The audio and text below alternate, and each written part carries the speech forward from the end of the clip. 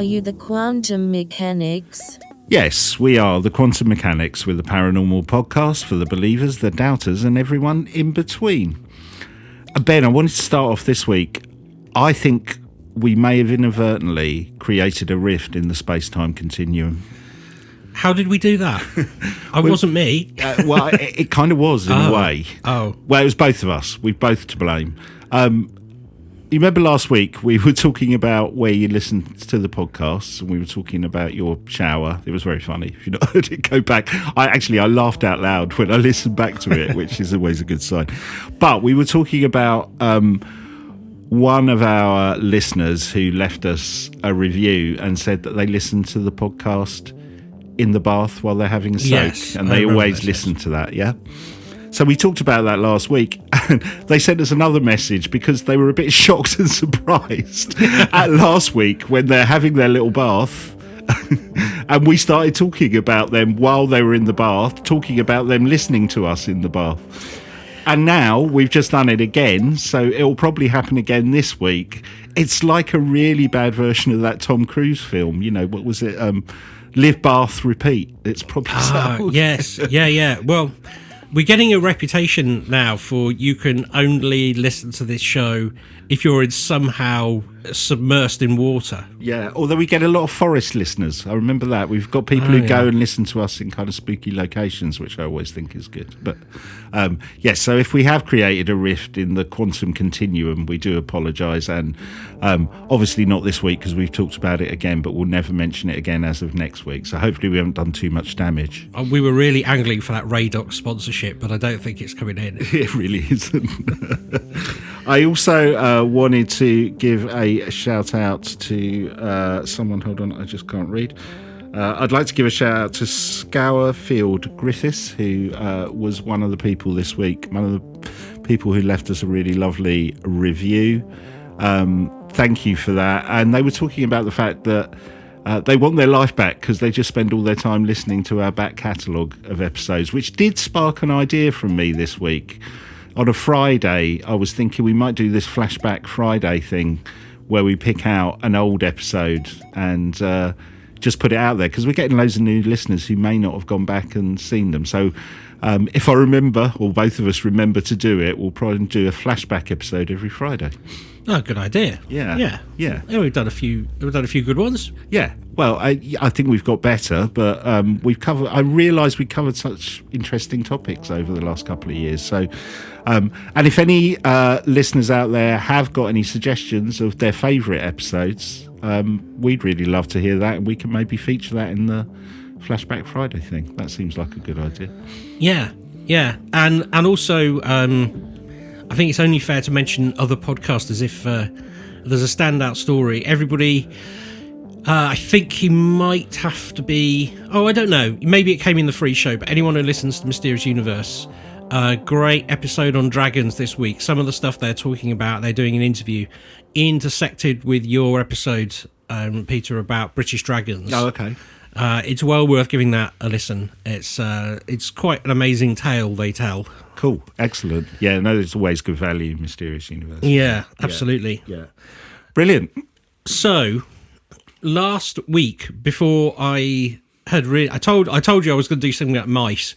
Yes, that's all I knew. I had some stuff, and then I sat down to do some more research, and bizarrely on the screen on the television behind me came on Weird Science, which is a film I haven't actually watched in school. I'm not sure how it would stand up to modern day eye scrutiny. Right. But is that the one where they build a kind of female robot thing? That's the one I remember. That's right, yeah. It's a little, I don't know, it's a little weird when you look back on it. But I thought, okay, fine, let's completely focus on Weird Science. Okay, cool. Specifically, I'm going to move into paranormal stuff, but the reason I said mice is because I'd started looking into afterlife stuff and I was trying to find a new angle or something that we hadn't spoken about with afterlife, because normally he sort of just goes down to, when he's got extraordinary memories, and stuff like that. Yeah. Like reincarnation and stuff like that. That's right. Reincarnation, yeah. And I feel like, we'd heard those things time and before. So what got me into the Weird Science, I don't think this is particularly paranormal, but it is kind of interesting in that how it might turn into the paranormal. And I think I did briefly mention it ages ago, but I had a proper look at it. So in 2013, scientists demonstrated that memories can be transferred from a mother mouse to her offspring through a particular smell. Do you remember me mentioning this, that I'd seen this? This does sound familiar. Yes. I didn't remember the smell bit, but I did remember kind of something being passed down. So it all happens at the University of Chicago, and it was focused on a particular odour, or a specific odour, I should say, called acetophenone, which is naturally present in the urine of mice. Right. So I guess that's why they chose it. And what they did was associate the smell of this with a mild electric shock. And so after the training, the mice would show a fear response when exposed to the smell alone. Typical kind of Skinner stuff, really. Yeah. I don't really need that with the smell of wee, to be No, honest. it's terrifying. They could have done without the shock for me. So they show that fear response even when the electric shock isn't there. Right. And the female mice are then allowed to go and give birth to offspring. And as you could imagine through the hypothesis that I just mentioned, the baby mice show a fear response when they come across the smell of acetophenone. Acetophenone, that's what it's called. Yeah.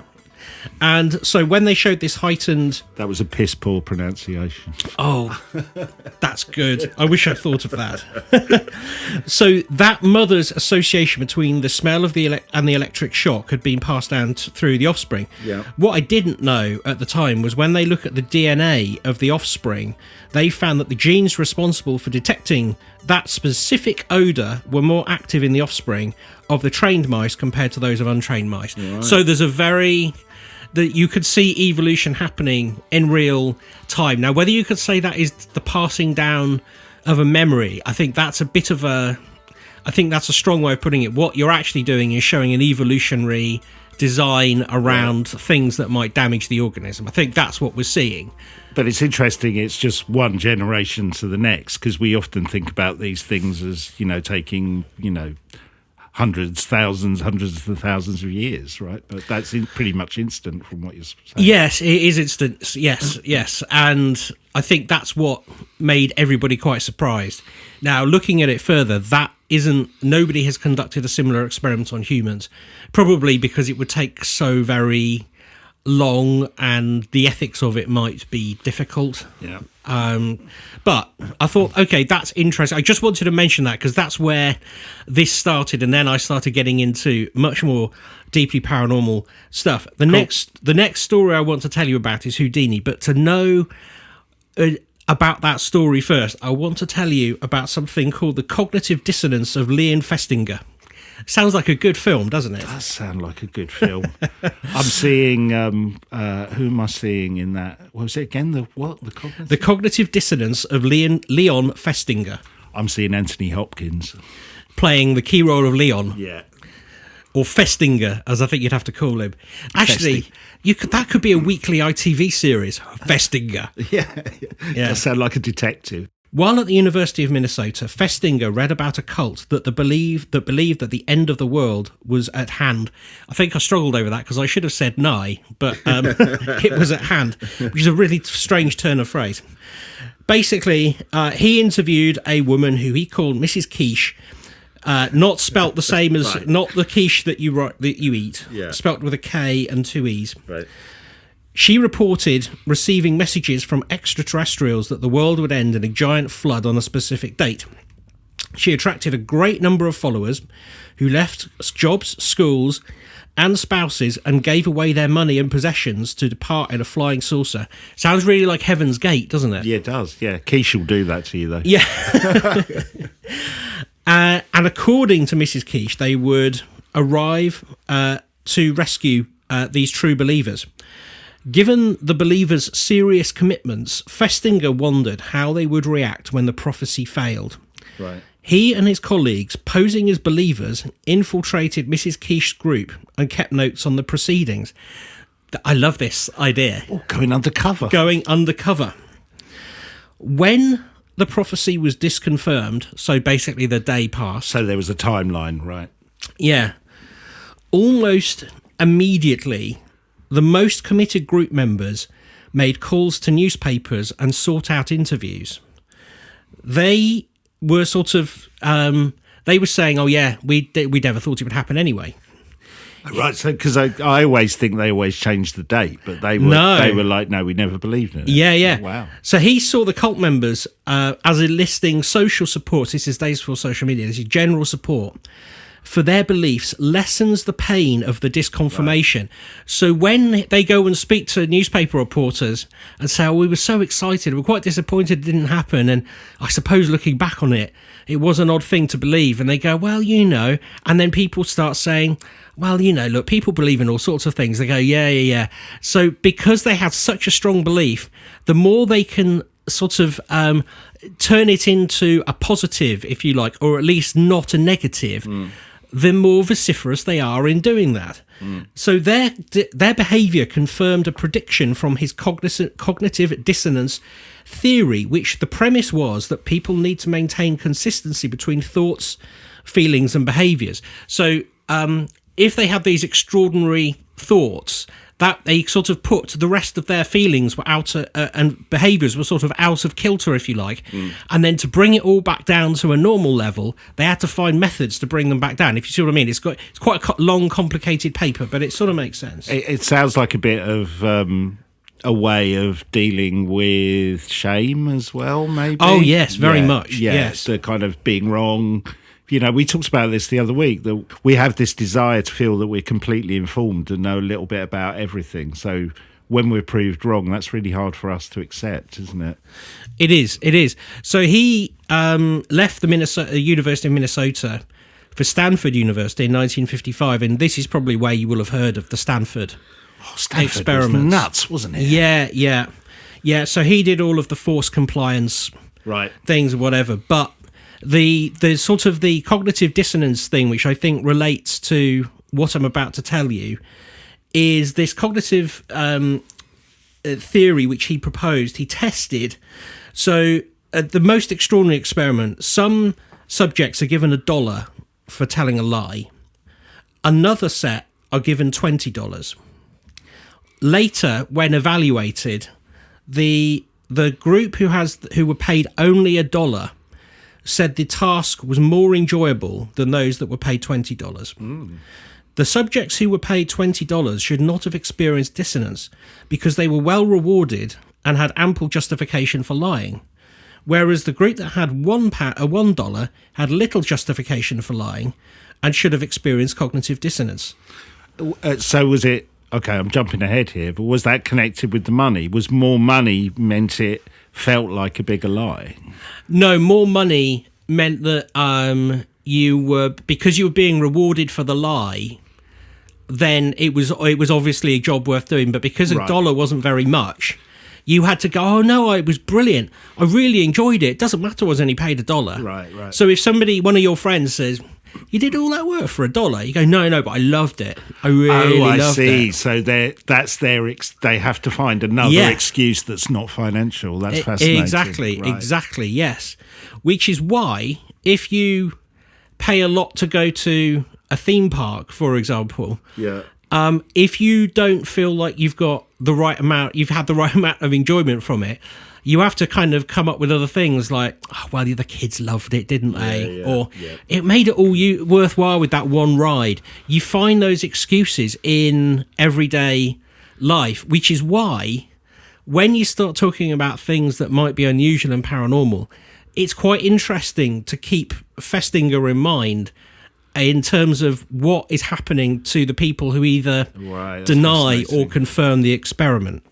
That's fascinating.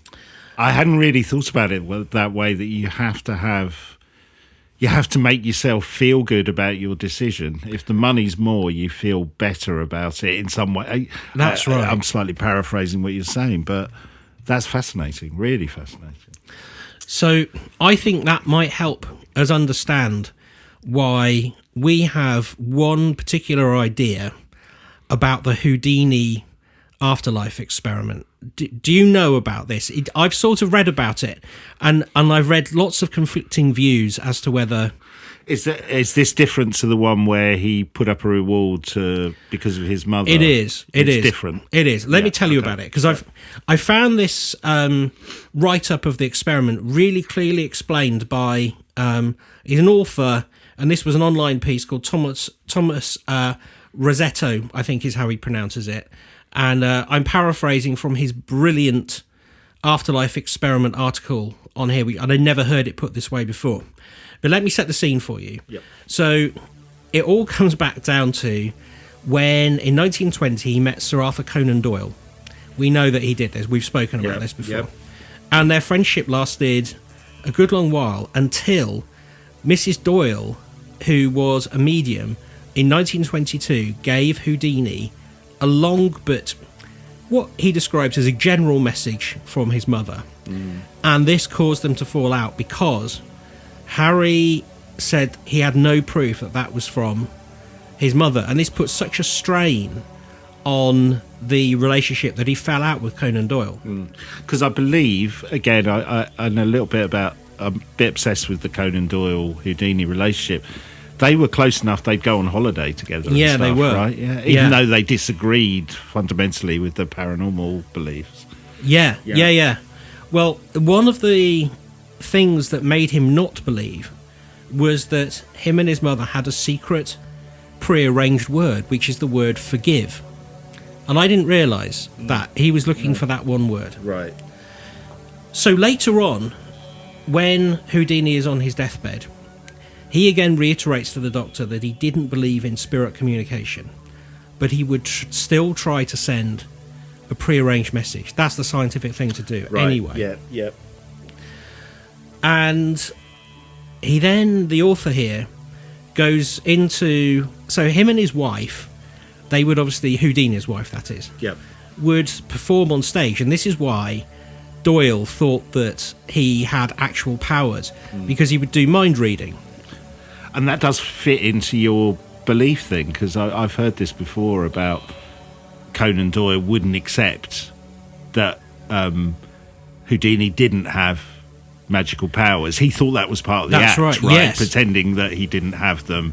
But that sits with your belief system thing. He could not, take on board that it was all a con, because that would change his belief system, right? Yes. Yeah. Darren Brown would have blown his mind. Yeah. But when they were doing memory tricks or tricks of... So there's one particular trick where Houdini gets... Bess gets given a coin, and Houdini has to tell her the year it was minted. Right. Which doesn't sound like primetime viewing now, but you could imagine it would be spectacular in the day. And the reason is he with Bess has a set of 10 keywords that are related to numbers. So, for example, 1 relates to the word pray, 2 is answer, number 10 is the phrase be quick, and so you can make up different numbers using those things, and you can use them in a sentence. So if you say, Houdini, I pray that you can answer this, pray 1, answer 2, it's 12. So the number he's looking for is 12. Yeah. Pretty simple, but it's easy to hide in a conversation. We did. I remember when I was a lot younger, and I was working for a TV company. A couple of people started doing this type of thing for fun, and they'd worked out their own system. And we'd go to the pub and stuff, and they'd just do it, and then somebody else got let into the group, and then we all started doing it. I can't remember exactly how it worked, but it was really subtle how... Because I remember it took me a couple of months. I didn't even figure it out. But you're sitting there really scratching your head going, how do they know that? How do they know that? And you think it's something to do with their speech patterns or language. But once you get good at it, it's really hard to detect it happening. Yeah, oh, absolutely, yeah. Yeah. Because... and I bet Houdini was brilliant at it. Yeah, and you edit out... Well, you don't even hear the words because you know the meaning. Yeah. It's only if you're a participant Yeah. So when we come on to this particular channeling, the other thing to note is that they had a more complex set of coding as well, because the message that was sent to Bess wasn't just single digits or anything. It was a full, obviously full words. So there's the more complicated system. I won't explain the full thing, but let's say Harry wanted to send a message hi. H is the 8th letter in the alphabet, so he would use the 8th word on the keyword list quickly. Since I is the 9th letter of the alphabet, he would use the 9th word on the keyword list, look. So he would send a message containing 2 words, quickly look. That means hi. Yeah. Do you see? Yeah. So basically, they had quite a complex. What they call it, a cipher? Is that what they call it? It it's is like a cipher, yeah. isn't it? Yeah. So we fast forward a little bit, and there is a medium called Arthur Ford, and he's channeling his regular spirit guide, Fletcher, who claimed to be working with the spirit of Houdini. And he sends through a message basically, which goes to Bess, and the message using this cipher system comes out as believe. Harry's message to his wife was to believe.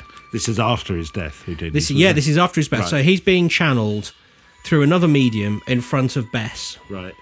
So the actual things that come through, the words, answer, tell, pray, answer, look, tell, answer, tell, they sound like nonsense. But when you use the coding system, it turns into believe. And the full message is actually Rosabelle, believe.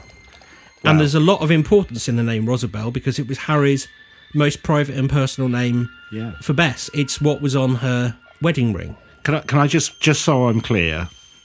So Harry Houdini's passed on.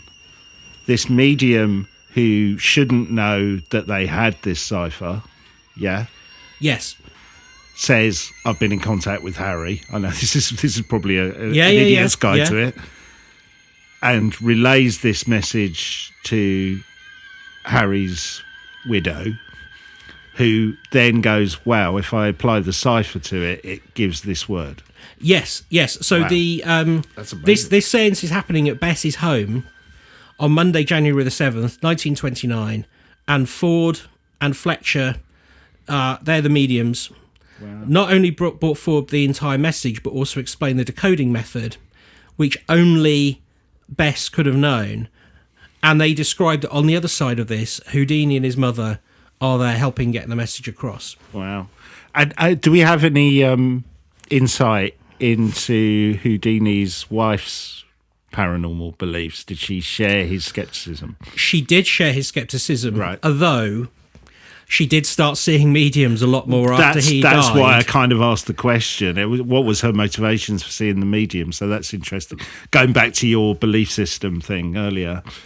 Yeah, so she was hoping to get this message from Houdini, right, and she was wanting it to be real. Yeah. But in front of several witnesses, she claimed that this message was correct. And she gave an interview to the New York Times about it. Wow. And during that, she says, they are the exact words left for me by Harry, and I am absolutely convinced that my husband talked to me and that there is life beyond the grave. So this connects with his deathbed message that he was going to send? Is this the type? Is it looser than that? Is it the type of message he was going to send? No. Exact message. He said that he would send a message using the code. Didn't say what the message was, right? No. Right. Wow. And to back all this up, on January the 9th, Bess signed a document on Houdini letterhead that clearly states that the message is accurate. Wow. And this author actually puts a copy of that into his article, and she says, regardless of any statements made to the contrary, I wish to declare that the message in its entirety and in the agreed upon sequence given to me by Arthur Ford is the correct message arranged between Mr. Houdini and myself. Signed, Beatrice Houdini. So, the reason I went into the cognitive dissonance thing is because this was taken as, oh, this is more showmanship from the Houdini family. This is her being deluded. Yes. And this is, so when other people start saying, oh, bless her, she just wants it to be true, but it's a nonsense message. And she says, no, this is the real cipher. They start going, well, we got no proof of that, have we? How would we know? How is that real? How do we know it's real? And people start sort of turning their attention to her and saying, either Ford is a cruel fraud or Bess is a poor lovesick widow. Yeah. Whereas in this article, of this author's opinion, it was real. Yeah. And it's that if we can avoid the cognitive dissonance and also avoid falling into the trap of wanting it to be true, I thought this was a very interesting write-up. I've never seen it written up this clearly.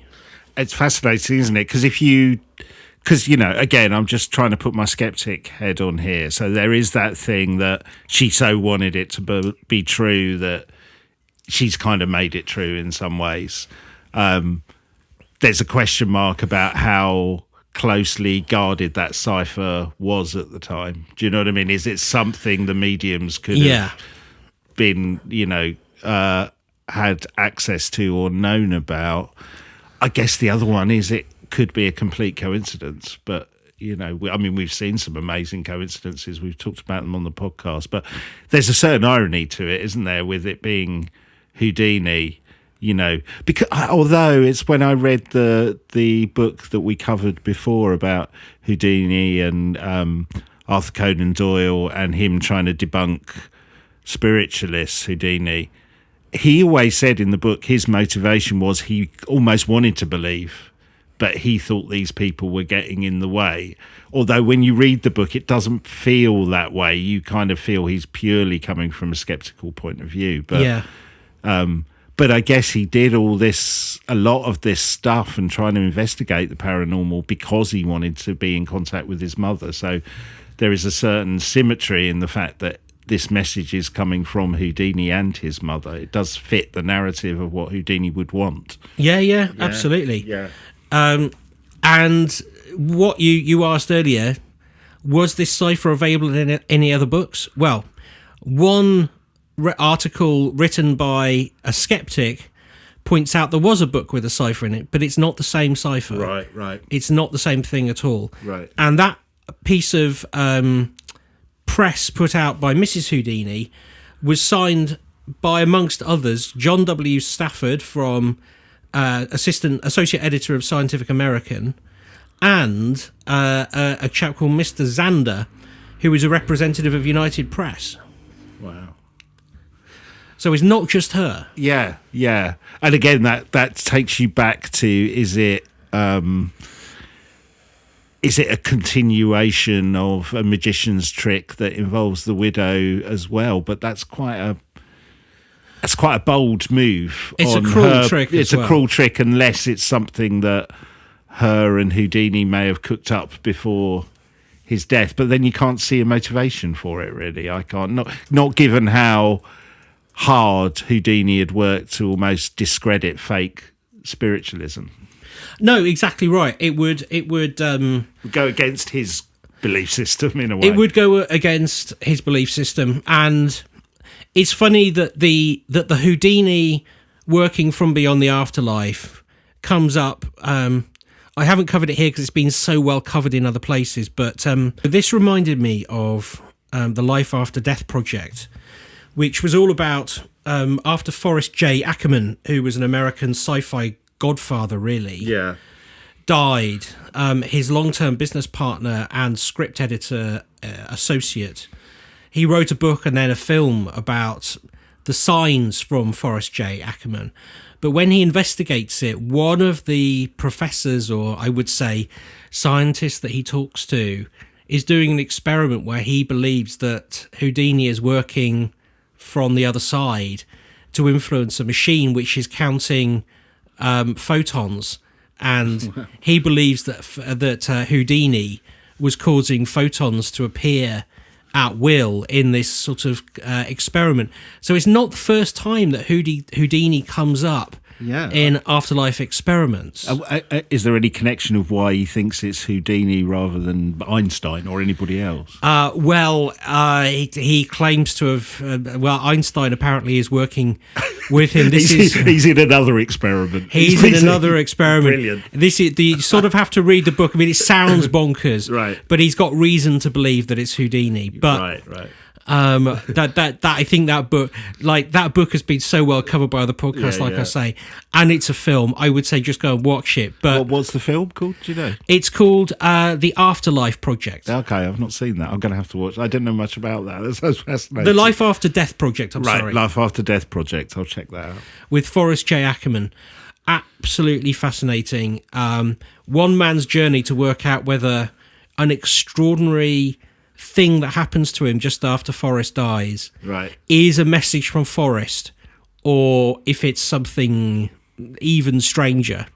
And you'll have to read the book, but basically it does appear to be a message from Forrest. And in terms of changing, again, this is just I'm hypothesizing, but in terms of changing the photons, I guess there could be almost Tolpa-like.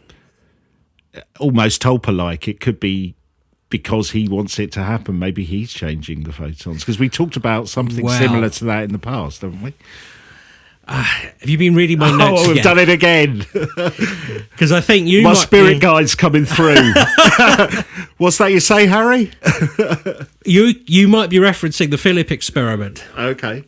Is that what you were thinking? No, I wasn't. I literally I just came into my head. So again, the Philip experiment has been done well, but I found this really rather well. I guess an author called Stephen Wagner pulled out the most important pieces, because so many people have written about the Philip experiment, and it led me to come to a little bit of a conclusion about it. But did I get it wrong? Have we spoken about Philip experiment before? Can you refresh my memory? Because it's like, I don't remember the name, but I know we've talked about a couple of these type of experiments before, so we may have covered it, but I don't know. So the idea of this experiment was to work out whether seances, Ouija boards, all of the things that we might know in common ghost hunting practice, whether they can be repeated in a laboratory environment. Oh no, I've not come across this. This sounds fascinating. Right, okay.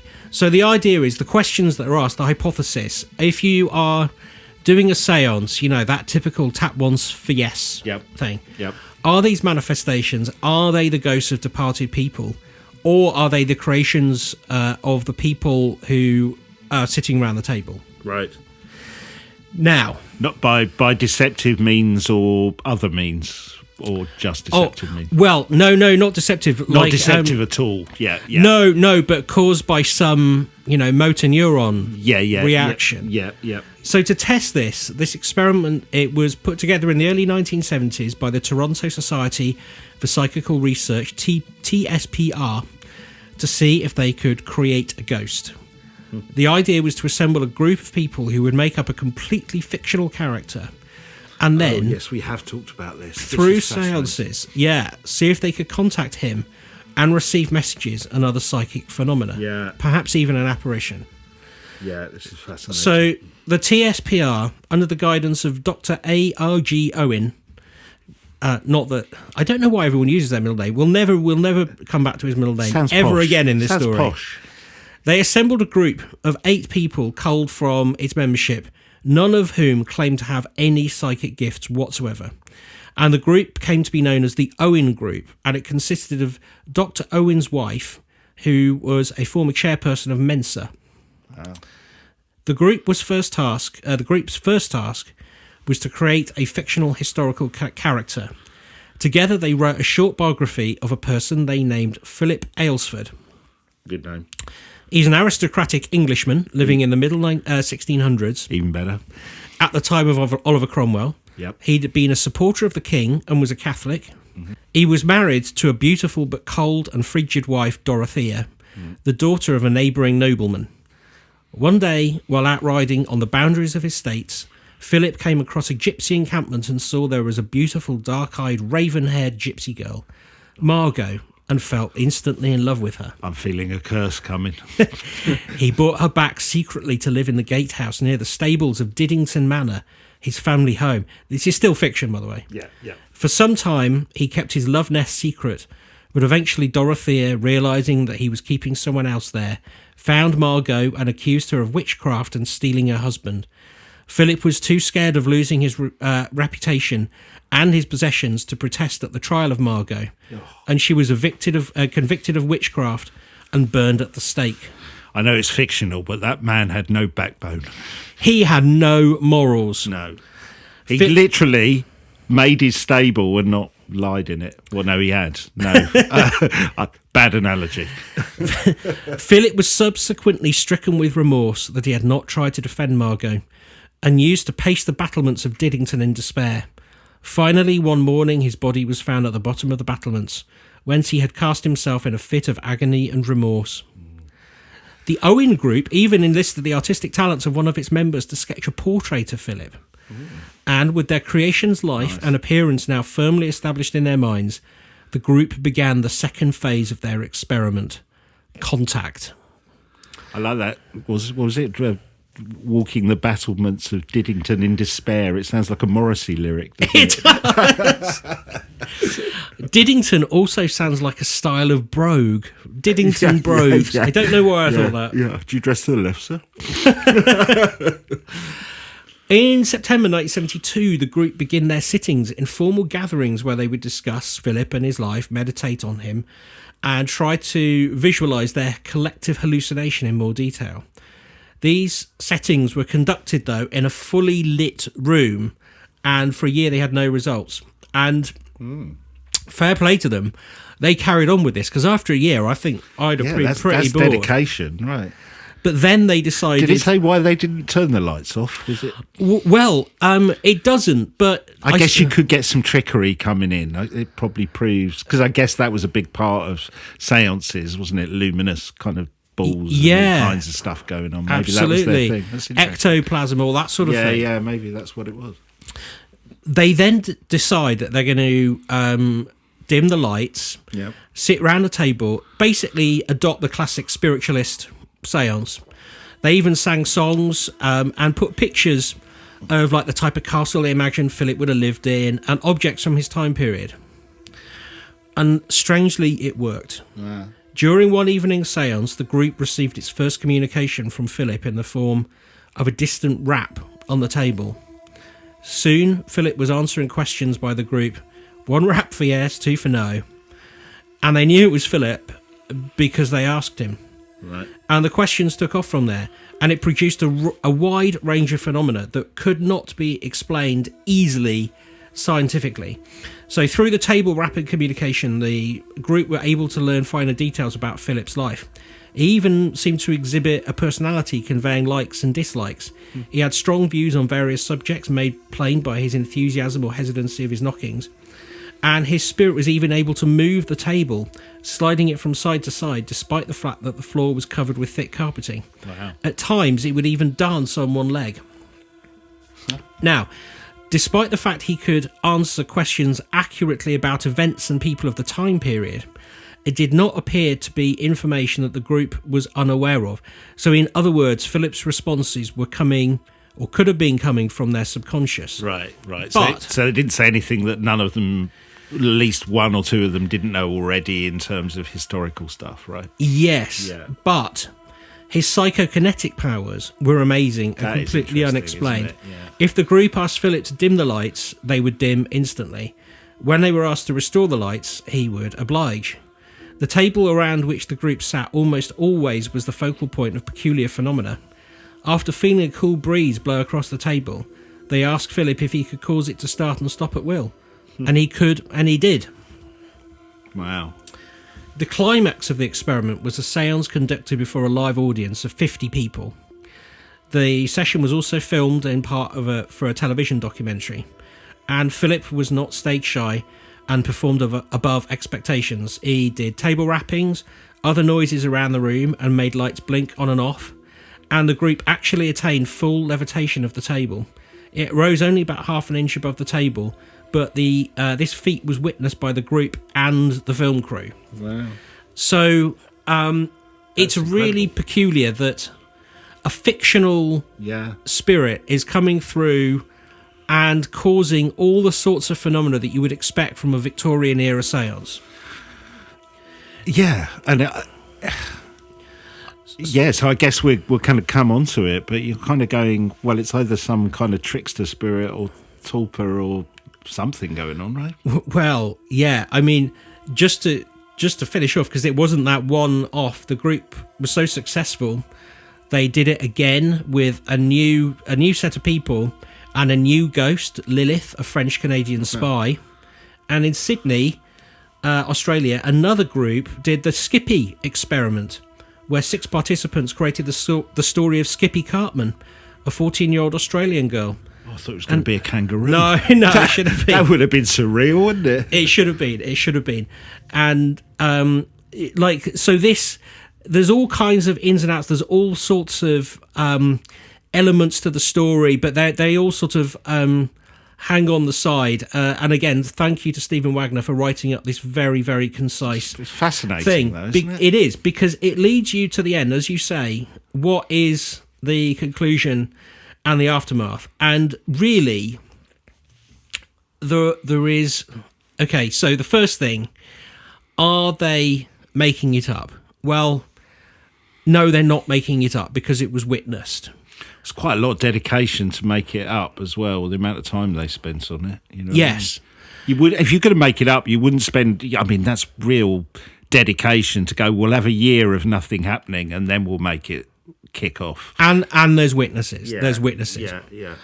So number 2 is, you're right, it's a tulpa. And a lot of people were talking at the time, like, maybe not using the exact word tulpa, but was an energy able to be formed that could do such a thing. Yeah. And then the third, and probably the scariest, is, as you said, it's a trickster. It's a demon or something that is pretending to be something it isn't and has found a way in. I guess you could also, although some of the behaviour, I guess you could also throw in some kind of mass hysteria event, but then it being filmed kind of discounts that a little bit, unless it's, someone in the group getting carried away with the mass hysteria and kind of lifting the table with the leg and, with their leg or whatever. But yeah, that was going through my mind as well. But it would have to be a mass hysteria event the way you're describing it. Yeah, but even with a mass hysteria event, a film crew is watching this table lift. People are going to be seeing if anyone is actually lifting the table. Yeah. But I'll tell you what it did make me think of. One of the books that I found the most fascinating, which encompasses like afterlife and channeling spirits, is Joe Fisher's The Siren Call of Hungry Ghosts. Yep. And for anyone who hasn't read it, in a nutshell, basically, Joe Fisher is an American, or was. He sadly committed suicide. He was a investigative reporter, and he found through his friend Aviva these strange voices coming through who claimed to be his guides, and he tried to prove whether they were real or not. And the book is about his very frustrating journey in determining the truth around what he was seeing and hearing. But there's one quite extraordinary statement, and I went back and checked the book, and I found the line because I thought this was very pertinent. So there's a scene where Aviva, who is this soft and gentle voice of his friend, coming through her is a channeled entity that it calls itself Russell, who's a Yorkshire farmer who claims to have lived in the 19th century in Yorkshire. And the voice is quite clearly a Yorkshire accent. But one of the things that it says, Russell told Fisher that humanity is divided into 2 groups, souls and essences. Souls were created from desire, entities born from knowledge. according to Russell, none of these groups is superior.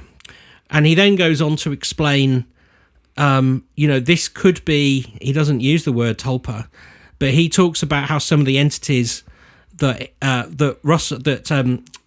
Joe Fisher is talking to through this woman who's under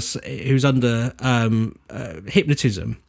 Some of them aren't humans that used to live on Earth. They are essentially entities born out of some knowledge or some action.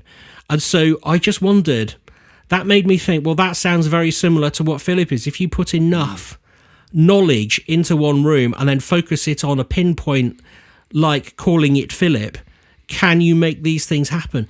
Is that any more or less likely than a demon? I don't know, but I felt there was a strange connection between those two pieces of work. Yeah, definitely. And both of them make me also think about, we were talking last week, and we talk about it a lot, about ants looking at the moon and things that we may not be able to understand. I started thinking a bit about some kind of collective consciousness, that it could be more than just kind of a psychological or, a thought connection. It could also have some kind of physical manifestation as well. That would be quite interesting. That, we've talked about this in terms of, again, don't want to get too scientific, but in terms of, how atoms and neurons and everything are kind of interconnected. I'm not sure I'm explaining that very well, but yeah, like that experiment they did. There was that Chinese experiment where they moved a photon, was it on Earth, and then it moved in space as well. Yes, quantum entanglement experiment. Yeah, those kind of experiments. So you could see a kind of almost collective consciousness and some kind of physical manifestation of that coming into play. I'm not explaining that well, but basically tapping in to some collective something that we just don't understand. And maybe, as we were saying the other week, the way you described both of those cases, in a way, maybe that's just the only way we can interpret what's happening. Because they've created, in your example of the fictional ghost, they've maybe created a narrative that makes it acceptable for those who are experiencing whatever's going on, that it's easier to kind of pin it on that narrative than the other potential could be much more scary or harder to understand. Yeah. Does that make sense? I'm not sure. It does. It does. It's left unexplained, and you can only have your own interpretation on it, and that is what is so frustrating about this, because you have to not be drawn in any particular direction. But the quandary is, something happened. What is the best hypothesis we've got of causing that one thing? And clearly what they've done is really they've tried to eliminate it's the soul of a dead person. That is pretty much, by that experiment, that is eliminated. Yeah. But then it leaves us with that quandary of, well, did we create something else? Or what is going on? Is there a way of letting in something from another dimension? And in that other dimension, from that quote from Hungry Ghosts, is that sometimes a real human and sometimes a different sort of entity. Like, it answers less questions than it asks. Yeah. It did make me, I slightly, we joked about Skippy the kangaroo for one of them. It did make me think, I wonder what would happen if you did create a ghost dolphin and you communicated with a ghost dolphin. I mean, I guess in terms of the experiment that you just described, whatever narrative you put down about the dolphin, which would be hard to put one down, I guess, but I guess that's what the people in the seance or in the room would feed back to you. I'm interested, because you said they're not giving any new information necessarily. It's sticking with the narrative that's already been created. So you probably couldn't work with an animal type experiment because you wouldn't get anything. You know what I mean? I'd love to know what's going on in a dolphin's mind. Is that a way of like getting some understanding of it? But I guess we're saying it's not about the dolphin at all. No, but what you could do is you could experiment a different way, where you create a lake monster and then you invent a backstory of sightings, Bigfoot or something like that. footprints. Yeah. So we could take a virgin lake, as it were, and get 8 people to be completely fixated on the sightings of Lakey, the monster, and then if other people started seeing it, we've created a tulpa. Yes, or we disprove a tulpa because if, let's say, you went for something completely ridiculous, can we think of something completely ridiculous? Like, I don't know, we did that Chinese ghost story a little while back about the talking toad. Oh, yeah. So if you did a backstory for the talking toad, there's some lore and legend about it, but you maybe did that experiment here with the talking toad. If nothing manifested at all, would that indicate it's not a tulpa or it is a tulpa? Because are you less likely to create it because it seems ridiculous? Do you know what I mean? So you're back to the belief system again. So if you got a group of people saying, what you want us to, Skippy the kangaroo, to find out what's going on in Skippy the kangaroo's head, would it never manifest because that group, it's outside their belief system that they could summon a kangaroo ghost? I think I know where you're coming from. Yes, the only trouble is... I'm trying to get my head round it, but I'm not doing very well. But no, it's just with the talking toad, you'd need to actually... You'd have to manifest the physical thing in the room, unless you heard it talk. I don't know. Well, you could still do the, knocks, couldn't you? Are you a talking toad? Not once for yes. Yeah. Ribbit. They don't go by that. Yeah, exactly. All right, maybe I've not thought this. No. I see. No, it's a way of saying that it's not a dead person for sure. Does a tulpa have to be created because the people believe in it? If they don't believe that there is a talking toad, does that mean a tulpa will never get created? So if they do have an interaction with something, could that indicate that something else is going on? Yeah. It's not very scientific. No, I see what you're saying. I sort of am thinking forward and going, I actually would quite like to do this experiment. It'd be a good experiment, wouldn't it? It would. Because, there are so many things that I sort of suspect fit into this category, like black-eyed kids, for example. After centuries of no sightings, we have a century of many sightings. Yeah. And one causes another. I wonder whether... Yeah, okay. Maybe we could do it as a listener experiment with all of us. Yeah, that's quite... We need to work out how we would make it work, and it's not going to take a year. We're going to have to do something about that. No, you know what we're like. We'll have forgotten about it. Yeah, we'll have forgotten about it. Flashback Friday will be forgotten about next week, let alone creating a tulpa toad. Well, look, let's think about... We'll think about it. If anyone's got any ideas of how we could do this experiment as a kind of mass listener event of...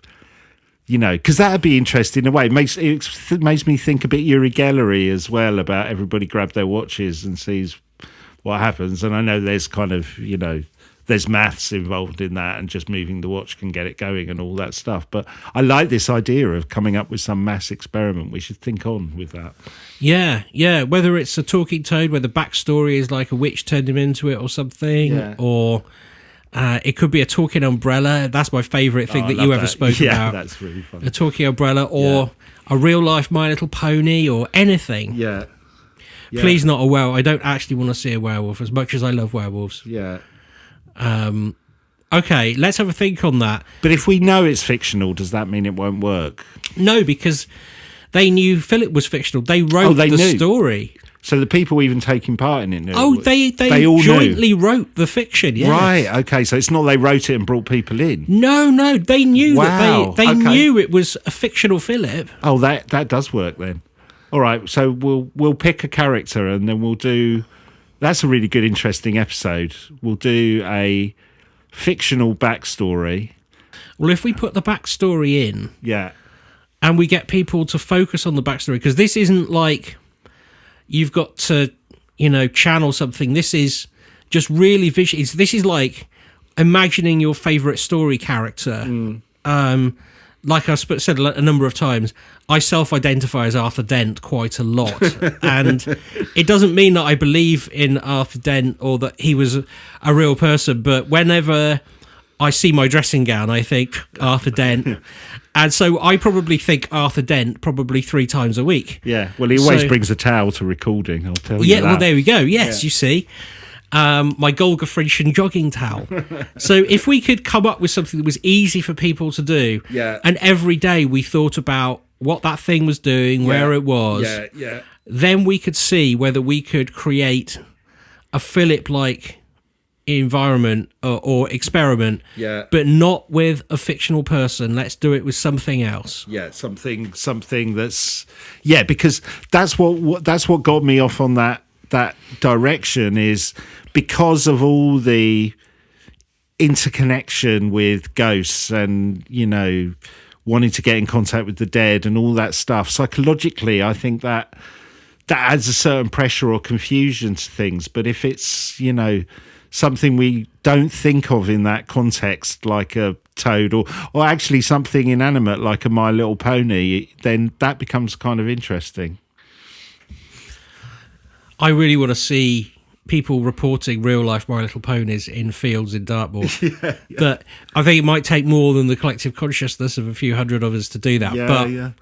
I think that's the other thing as well. We don't want it to be scary. It can't be. Yeah, we don't want to freak people out. We don't want to freak people out. But I wonder whether Jeff the Talking Mongoose wasn't something like this. Yeah. I can really see that it might be. Okay, let's all collectively have a think, and we'll regroup next week. Yeah, and definitely. We will start it as a little experiment for the summer. Yeah, cool. That's a really good idea. Because I think if we start talking about like leaving bits of chocolate out for it and stuff like that, I think we might get more of an effect. But I will say we might get sponsorship from Cadbury's. we've also got to answer to ourselves. If millions of people believe in Santa Claus and his reindeer, we have spoken about stories where people believe they've heard Santa, haven't we? And seen him, And seen him. But that's obviously a pretty... Like, you couldn't get a more tulpa backstory than that. Yeah. So we'll just have to moderate our expectations. Yeah. But, let's do it. I love that. Yeah, cool. That's really fascinating. Really interesting. It's a bit to get your head round, isn't it? I struggled a little bit but I think we kind of got there, didn't we? We kind of ended up, this whole episode has led to this idea of some kind of experiment. I love that kind of idea. Yeah. Unless not manifest it in the bath, people. Yeah, no manifest. Well, unless it's unless it's the toad. Or a rubber duck. No, I'm not manifesting a rubber duck. Okay. All right. And the bath might be too hot for a toad. Yeah, you don't want to go there. All right, we'll think on. And if anyone listening to this is still with us and doesn't think we've gone absolutely loopy, let us know if you've got any ideas of how we could do it, because there's something here. We're formulating it on the fly as we're talking, but there's something here we can do. And if you're called Philip and you're not a tulpa and you are listening to us, let us know. Yeah, definitely. But if you are a tulpa, even better, let us know. Yeah. Well, rather than knock once or twice, if you can kind of like, subscribe or write a review, that's even better. Brilliant. All right. Well, we'll be back next week with more detail of our crazy plan to do a weird experiment. All right. Take care, everybody. We'll see you then. Bye. See you. Bye. Bye.